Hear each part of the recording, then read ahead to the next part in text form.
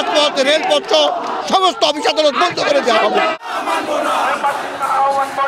লালপুর বাগাতিপাড়া সংসদীয় আসনে বাংলাদেশ জাতীয়তাবাদী দল থেকে যাকে মনোনয়ন দেওয়া হয়েছে তিনি এই লালপুর বাগাতিপাড়ার কেউ নন। লালপুর বাগাতিপাড়া আসনে যাকে মনোনয়ন দিয়েছে সে আসলে লালপুরের মানুষ না, সে মাদারীপুরের মানুষ।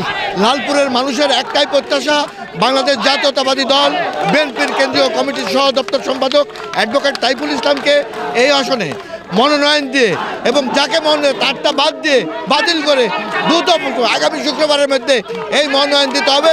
অন্যথায় লালপুর বাগাতিপাড়ায় জাতীয়তাবাদী চেতনায় বিশ্বাস সকল মানুষ ঐক্যবদ্ধ হয়ে রাজপথ রেলপথ সমস্ত অফিস আদালত বন্ধ করে দেওয়া হবে।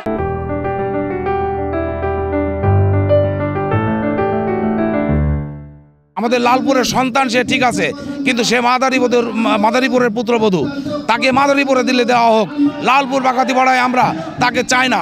এখানে হাজার হাজার নেতাকর্মী লালপুর বাগাতিপাড়ায় তার বিরুদ্ধে অবস্থান নিয়েছে। তাকে যদি মনোনয়ন দেওয়া হয় কোনোভাবেই তাকে দিয়ে জিতানো সম্ভব না। আমরা তাইফুল ইসলাম টিপুকে মনোনয়ন দেওয়ার জন্য বিশেষভাবে অনুরোধ জানাচ্ছি। আমরা আশা করি এই মনোনয়ন পরিবর্তন করে আমাদের প্রিয় নেতা অ্যাডভোকেট তাইফুল ইসলাম টিপুকে মনোনয়ন দেওয়া হোক। লালপুরে মনোনয়ন দেওয়া হয়েছে, এই মনোনয়ন আমরা প্রত্যাখ্যান করছি।